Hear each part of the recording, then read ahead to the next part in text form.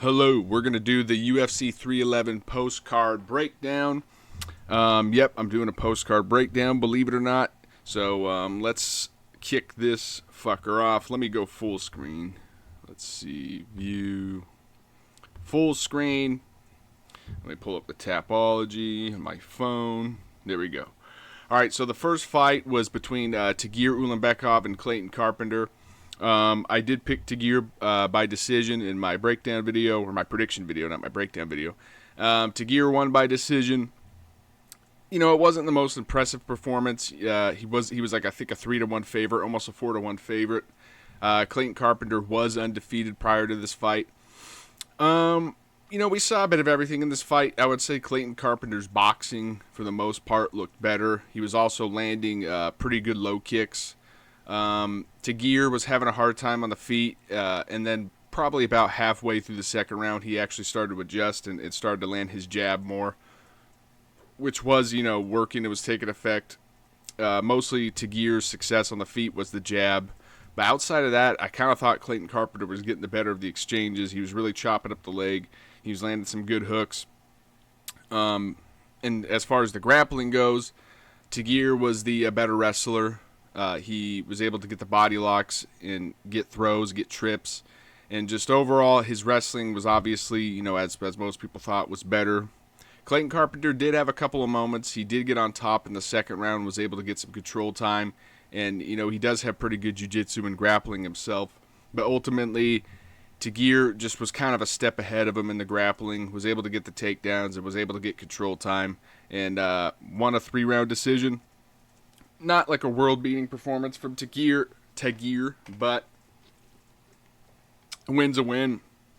Clayton Carpenter, he did look pretty good. How old's Clayton Carpenter? He's 28. So yeah, Clayton Carpenter, he's young enough where he's got time to improve. I still think he's a pretty good prospect. Losing, you know, a somewhat competitive decision to Tagir Ulanbekov in, what was this, his second UFC fight? So yeah, or no. Shit. This was his third UFC fight. So still, third UFC fight, Tagir Ulanbekov losing, you know, a back and forth decision. Not the worst loss in the world. I still think he's a pretty good prospect, and he'll probably stick around. And I could see him maybe, you know, if he makes some improvements, breaking into the top 10. I could see that happening. So, you know, good win for Tagir Ulanbekov. So moving on up, we had Ricky Turcios versus Bernardo Sapage. I picked Bernardo Sapage by decision. He won by decision, although this fight was pretty competitive. You know, it was Ricky Turcios, man. His gas tank is just crazy. I mean, I don't want to say it's Marab-like necessarily, but it's getting close. Like, if you watch this fight, I mean, Ricky was kind of getting his ass whooped, but I mean, he did not stop moving forward for 1 fucking second in this fight.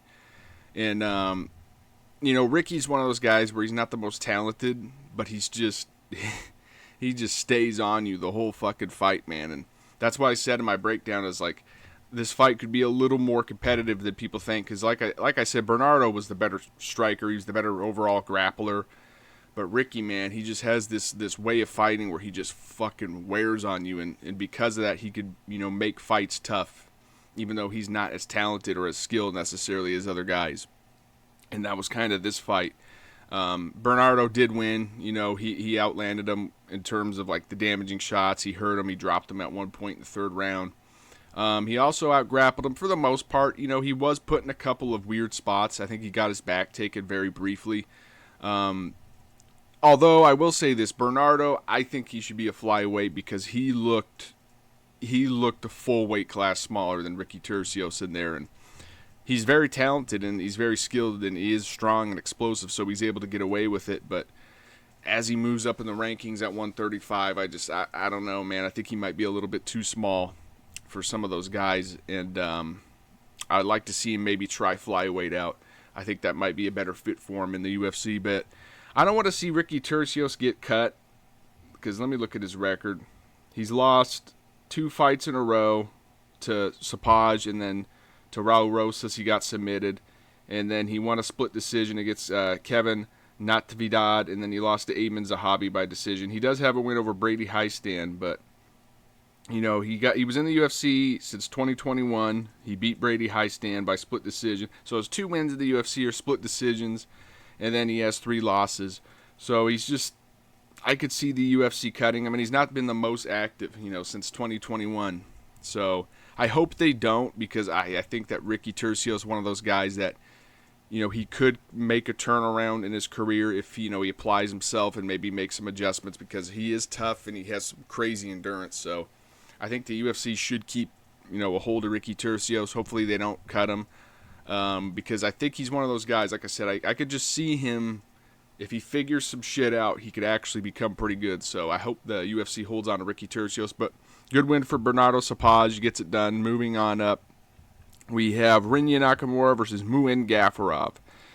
But I picked Rinya. I thought Rinya would be able to... I didn't think he'd necessarily use his wrestling and like just lay on Muin before the fight, but I thought he would at least use his wrestling a little bit to kind of just manhandle Muin in the clinch in certain spots, and like just push him to the ground and, maybe hold him there for a few seconds, get back up, and maybe land a couple of good shots, and then, just bully him a bit. And that was not the case. Muin Gafarov looked really good in this fight on the feet. Just completely pieced Rinya Nakamura up. Dropped him, I think, like 2 times, maybe 3, but I think 2 times he dropped him for sure. And Rinya just... he looked awful, to be honest with you. He was a huge favorite, I think like minus 600 or something like that. Looked terrible. And didn't use his best asset, which is his wrestling. And Muin pieced him up. I kind of thought before this fight, what I said in my breakdown was, I could see Muin kind of outpointing him and turning it into a kickboxing match, but I just didn't think ultimately Muin would be able to avoid the physicality and the clinch in some of those exchanges, and he did. And it's not actually so much he avoided it, it's just Rinya didn't even fucking try to wrestle at all. So good win for Muin Gafarov. Terrible performance for Rinya Nakamura. Rinya, plain and simple, he's got to wrestle more, when he's fighting these guys that are good strikers. This was a winnable fight for him if he wrestled, but he didn't. Muin Gafarov gets it done. Looked pretty good. He looked good. Nakamura, I think he's still an okay prospect, but he's got to show more in terms of his grappling and his wrestling before I think people start to take him seriously as an actual prospect. So moving on up, we had Carol Rosa versus Aylin Perez. I picked Aylin Perez by decision. She won by decision. Close fight. There's an argument maybe Carol Rosa should have won due to like significant strikes and damage, but Aylin Perez was able to get takedowns and control time, and I think that's what the judges were, basing this off of. And close fight though. Aylin Perez gets it done. Not much to really go on. So we're gonna move on up to Grant Dawson versus Carlos Diego Ferreira. I picked Grant Dawson. I actually picked him by finish. He gets a fucking decision win in this one. But yeah, he looked good. He looked good for the most part. Early on in the fight, he kept throwing these weird spinning back kicks, and he did land, I think, a couple of them, but he kept doing it. He did it like 3 or 4 times, like almost in a row. And I was like, I was getting kind of nervous. I was like, dude, what the hell are you doing? Like, let's get to the wrestling. And then he got caught with a couple of shots. And there was a couple of oh shit moments where he started kind of brawl with Carlos Diego Ferreira, and I was like, oh fuck, he's going to get chinned. But ultimately he didn't. He got the takedowns and got the control time, and that was the story of the fight. It was basically Grant Dawson was just ragdolling Carlos Diego Ferreira, getting the takedowns pretty much at will, controlling them. Good performance, good win. Kind of expected him to get a finish, to wear out Carlos Diego Ferreira a little bit more, maybe look for the ground and pound, from mount or from back mount.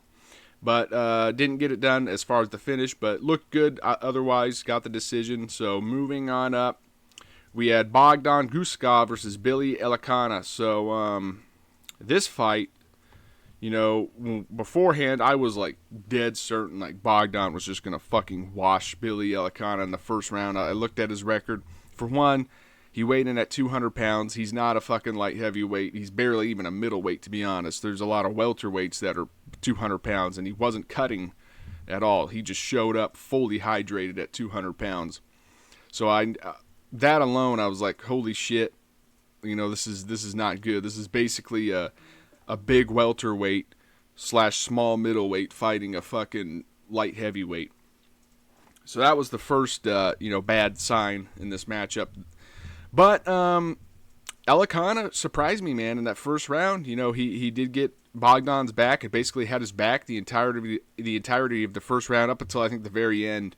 Bogdan was able to reverse and then get on top and, land some good shots. But then the second round happened, and Billy Elikana, he was just gassed. He had nothing left in the tank. Kind of got his ass beat on the feet, and then eventually he tumbled over. Bogdan got his neck and then just submitted him with the guillotine.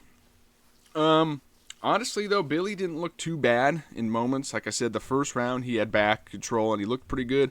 And then even on the feet, there's some exchanges where Bogdan was just dropping his hands and just almost like with no respect. And he did catch Bogdan a couple of times. But I'd like to see Billy get another chance at 185 in a proper weight class with a full camp against a more appropriate opponent, not against the fucking surging, prospect at 205 and Bogdan.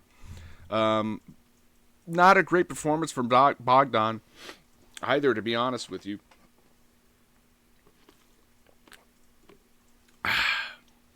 He probably shouldn't have had his back taken for a whole first round, but a win's a win. So moving on up, we had Zach Reese versus Azamat Bekov. Now, in my original breakdown, Zach Reese was scheduled to fight Cedric Dumas, and I did pick Zach Reese in that matchup. In fact, it's very shitty for Zach Reese in this scenario because he went from a matchup in Cedric Dumas where he was, borderline guaranteed to win. Cedric Dumas is fucking terrible, like everywhere. Zach Reese probably would have just submitted him in the first round, probably would have just took him down and submitted him, honest to God, that easy. Dumas is awful.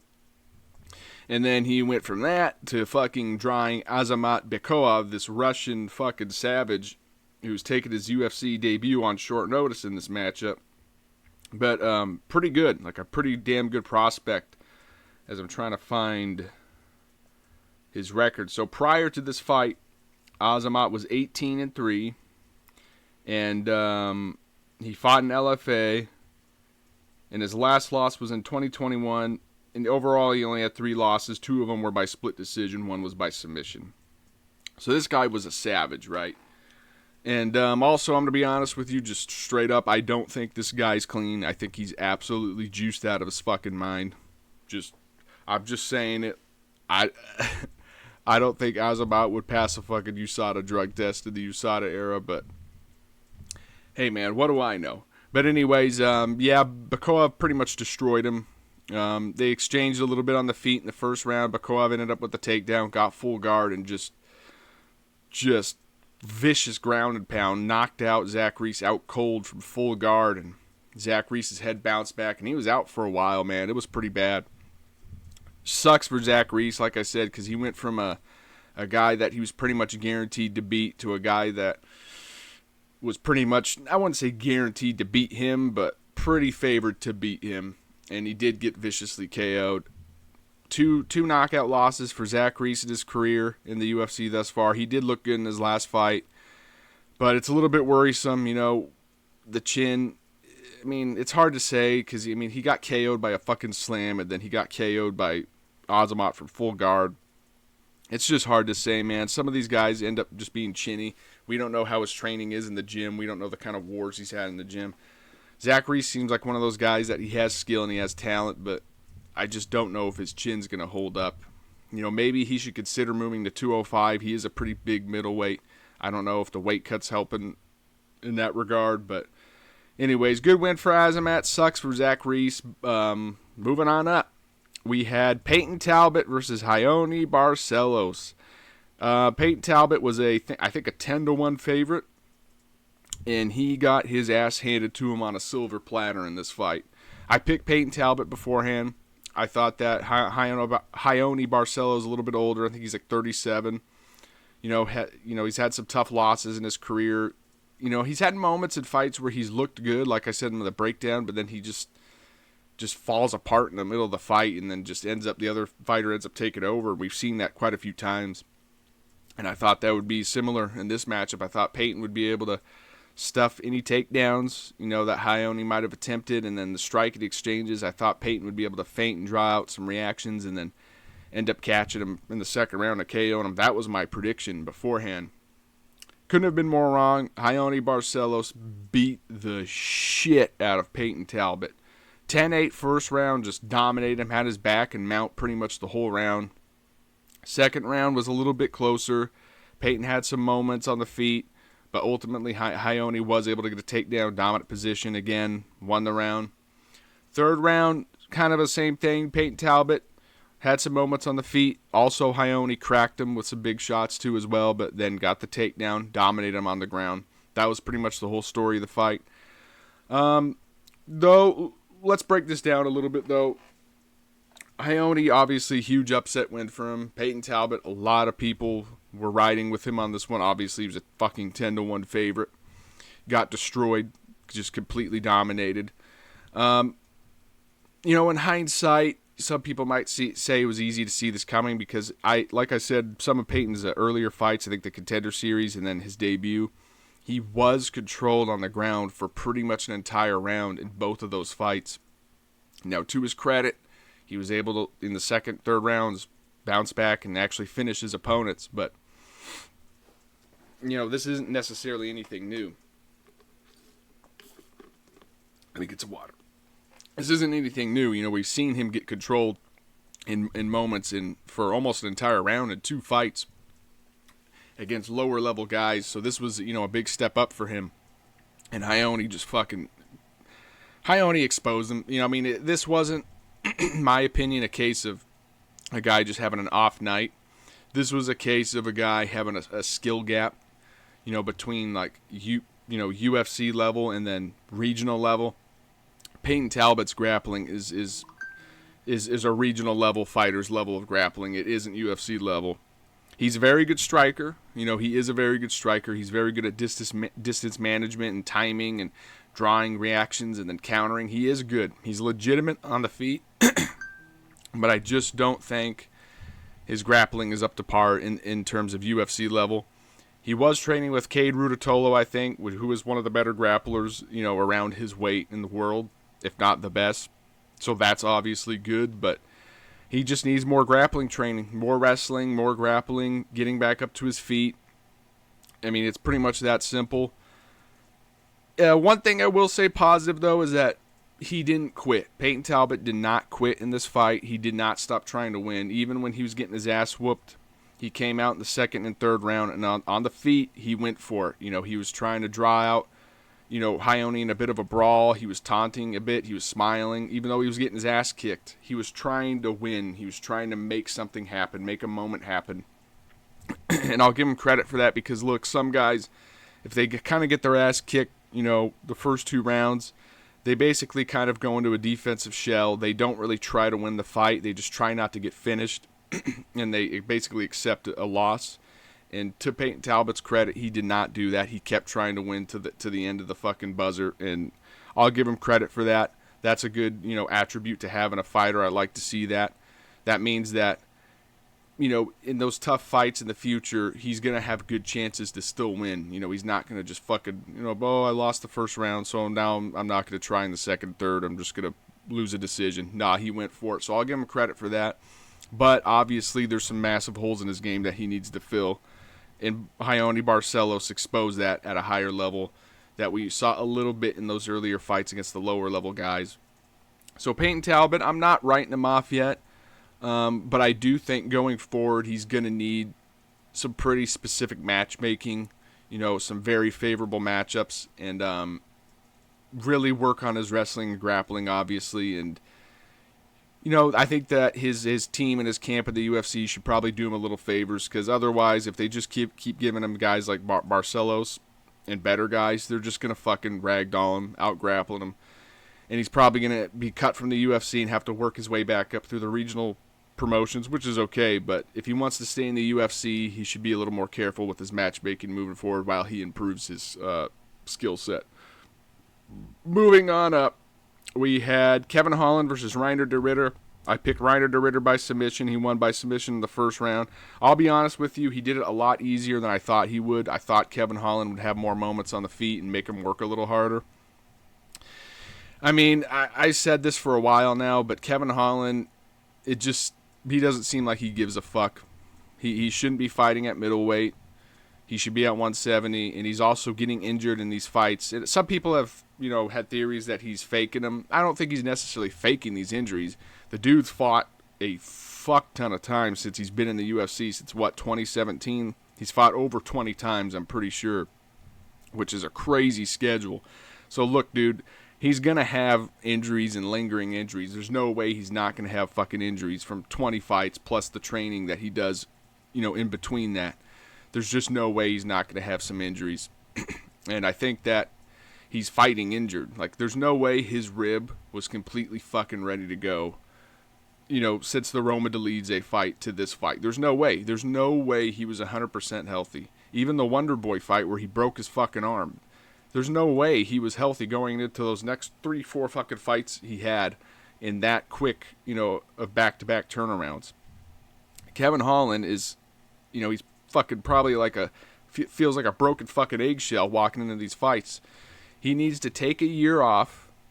Kevin Holland just needs to take a fucking year off, no fights, and he needs to just rehab his body, get some injuries, taken care of. Obviously, when you're in this point in your career, you're going to have lifelong injuries that are never going to go away, but he needs to take a year to get his body as best as he can get it at this point. Get healthy and drop down to 170. You're not a fucking middleweight. Drop down to 170 and actually make a fucking run towards things. Make a run. Kevin Holland has a lot of talent. He really does. He's just pissing it away. He's pissing it away. Reiner de Ritter won a lot easier than I thought he would. I ultimately thought he'd win by submission, but he literally started the fight, ran right towards Kevin Holland, double-legged him right to the fucking ground, and just dominated him.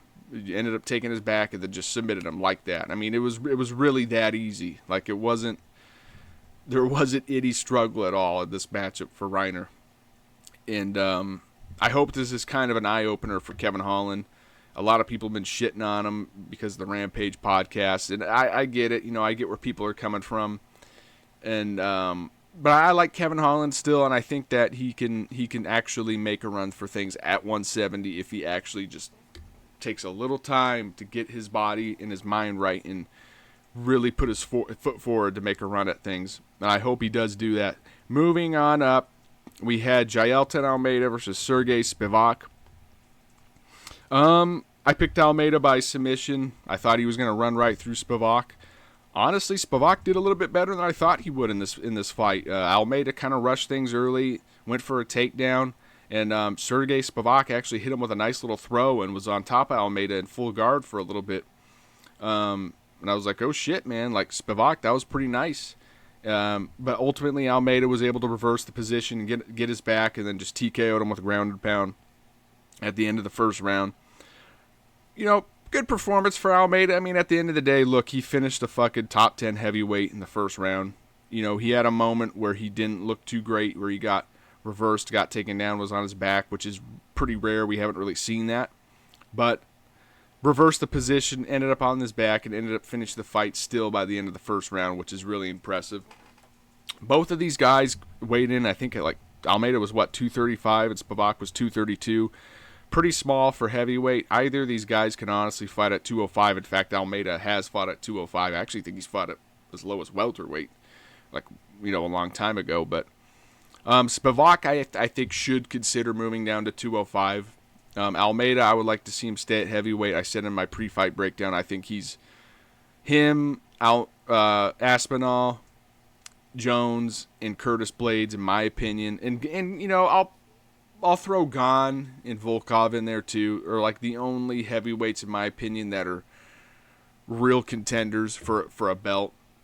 Everyone else, and even Volkov and Gane, you can almost kind of they're almost like a tier below, just because I feel like the way fucking Aspinall just submitted Volkov in the first round, and Curtis Blades was able to kind of out wrestle and control Volkov for 5 rounds. There just seems to be a bit of a gap between Blades, Almeida, and Aspinall and Jones, and then everyone else. And I think Almeida's up there, and I think he could easily be the champion at some point. So I think he should stay at heavyweight for now. But Spivak, I think, should consider moving down to 205 and maybe trying his luck there. Maybe his style will work better there. I'm not sure, but I just don't see a path to gold for Spivak at heavyweight at this point. But good win for Almeida. Moving on up, we had Yuri Prochazka versus Jamal Hill. This was a hell of a fight. Hell of a fight. I picked Jamal Hill in my breakdown video by knockout, and I was wrong. My logic was on Yuri's best night and Jamal's best night. I feel like Jamal would get the better of him, and that wasn't the case. Yuri, in my opinion, had his best night, and Jamal did not. Yuri looked great. He looked really good. He was in shape, and he did look like he made some improvements in his head movement. His head movement was way better. He was moving his head. He was rolling and slipping a lot more, and he really didn't get hit too clean with any shots to the head in this fight. He took some knees to the body and a couple of shots here and there, but nothing really clean to the head.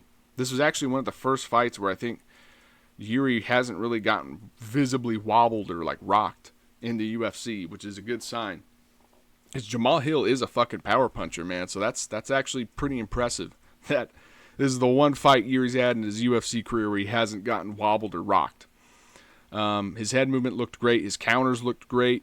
His conditioning was great.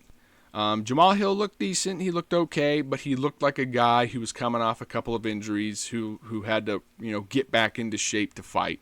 He looked like that. Yuri didn't look like that. Yuri looked like a guy who was already in shape, that's been in shape, that went into a camp smoothly and was in peak performance. Jamal didn't really look like that, to be honest with you.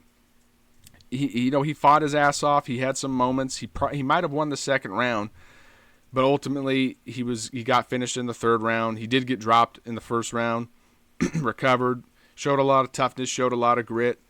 But ultimately Yuri was able to knock him out in the third round. Awesome performance from Yuri.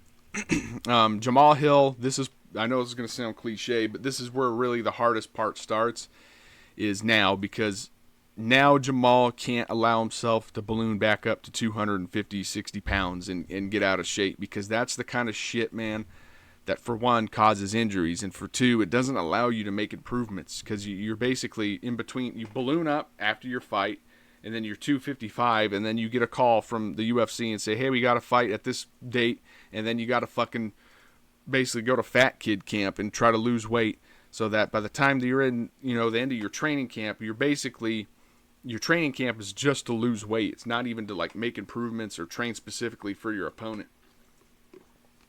And I feel like Jamal's going to be in a perpetual fucking cycle of doing that if he doesn't just stay in shape. So right now, Jamal should focus on getting his body healthy. That's one. So rehabbing injuries, but not ballooning up. Jamal should stay around the 225 range. 230 should be like the max. He shouldn't go above 230. And if he stays there, I think he could, make a turnaround. Not too quick, because he did take some damage in this fight. But maybe in 6-7 months, he could make a turnaround, stay in shape in the meantime, and then get a good matchup for him. Maybe a Khalil Roundtree, although that's still a dangerous fight, but get a good matchup for him. And I think Jamal Hill could still possibly find his way back up to the top of 205 and get a title shot, because it's a thin division. Yuri, this is a great win for him. Puts him right back in the mix. I don't think he gets another title shot, especially, being 0-2 against Pereira, losing both fights by knockout. But there's some big fights for Yuri I still think you could do. So moving on up to the co-main event, we had Merab Dvalishvili versus Umar Nurmagomedov. I picked Merab by decision in my breakdown. God damn it. Fucking scroll down. Honestly, I don't want to sound like a douchebag, but I kind of called this fight to a T in my breakdown. I don't want to be that guy, but I called this fight to a T in my breakdown. I said that Merab would lose the first 2 rounds. He did lose the first 2 rounds. I thought Umar would get the better of the striking and would be able to nullify some of the grappling and maybe even get a takedown of his own, which all of that kind of did happen.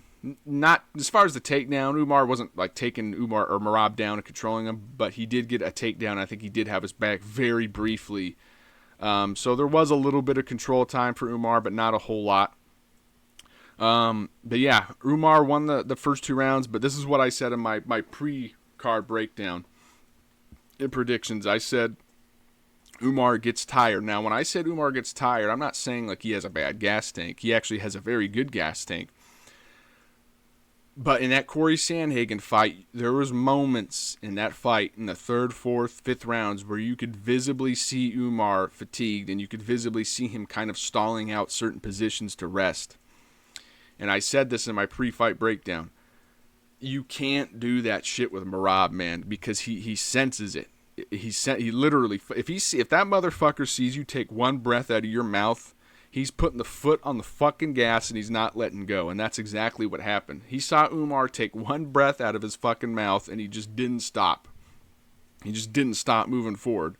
And it just melted Umar. And to Umar's credit, like I said in my pre-breakdown, he's not a punk. He's not a pussy. He's not going to quit.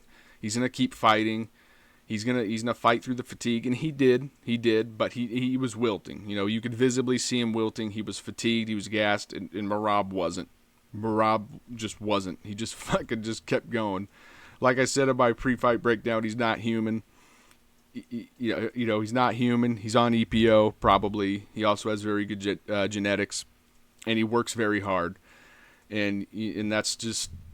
He broke Umar, man. I just didn't think Umar was going to be able to control him enough with the grappling or outstrike him over the course of 5 rounds. Merab's pace was just going to get to him, and that's what it was. Merab got a lot of... he got like 7 takedowns. He wasn't really controlling him a whole lot, but he was taking him down and kind of taunting him and just bitching on him, honestly. He was just... on the exits, he was landing good shots. He was taunting. He was talking. And overall, he just kind of broke Umar down and won the 3rd, 4th, and 5th rounds. Awesome win for Merab. Awesome fight. Merab, low-key, is on his way to becoming the bantamweight GOAT if he can maintain this for about 3 or 4 more fights. I think he's pretty much the bantamweight GOAT if he can do this. Let's say he beats Petr Yan again. And fucking... I don't know who else would be next. Petr Yan's probably next. But if he could beat Yan again, and then, I don't know, maybe Sandhagen, maybe Umar again. I don't know, man. I don't know how the bantamweight division is going to shake out, but Merab's on his way up to being the bantamweight GOAT. Awesome performance. So moving on up to the main event. Originally in the breakdown, this was Makhachev versus Saryukian. I picked Islam in that matchup. It got switched to Moicano, so I didn't do a fucking prediction for this. But I would have picked Islam. I actually, when the fight was announced, I thought Islam was going to TKO Moicano. I thought he was going to probably kick him in the body and then hurt him and then maybe land some good shots, get him to the ground and TKO him with ground and pound. That's what I kind of was thinking was going to happen. But early on, they were striking a little bit. There was a weird moment where Islam slipped and it kind of looked like for a second Moicano dropped him, but he didn't. He slipped. And then pretty much right after that, Islam took a shot, took Moicano down easily, had half guard, was just kind of controlling him, clamping down. And then Moicano tried to get back up to his feet and then gave up his neck. And then Islam just immediately locked up a darce and just... It was a pretty quick tap from Moicano, but it was locked in early in the fight, dry. It was over.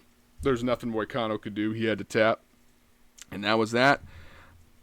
I mean, honestly, like, people are going to give Islam shit for, you know, oh, it's Moicano. He fought him on a day's notice. For one, he didn't really fight him on a day's notice. Moicano had a full camp. He had a fight scheduled against a southpaw who is mostly a grappler.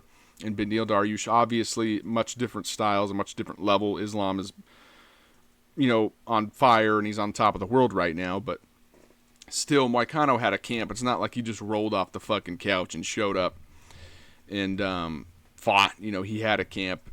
But Islam is just that fucking good, man. Like for him to do that to Moicano is really impressive. Moicano's good, dude. Like, he's a good fucking grappler. Nobody's ever done that to him. Even Brian Ortega, who's known for having really good jiu-jitsu, was kind of getting beat up And he was the only person to submit Moicano before this. Ortega was losing that fight up until the third round, and Moicano took a shitty shot and got guillotined.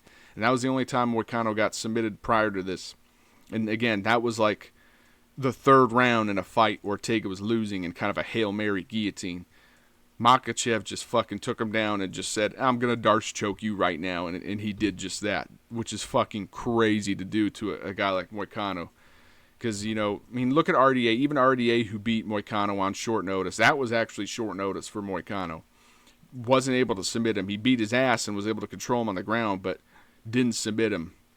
So Makhachev, man, he really is that guy. He really is good. And I'll be honest, I thought he looked a little off, though, like physically. Like, it almost looked like Makhachev was dehydrated still in the cage. Maybe it was just me, but I thought he looked a little dry still from the weight cut. I don't know. Maybe it was just me, but he gets it done. Dana, I think, said Arman is not getting the next shot, but who knows, man. Dana says a lot of things, and then things change, so we'll see. But that's the UFC 311 postcard breakdown. I think we went overall, what did we go? Let me look at the picks.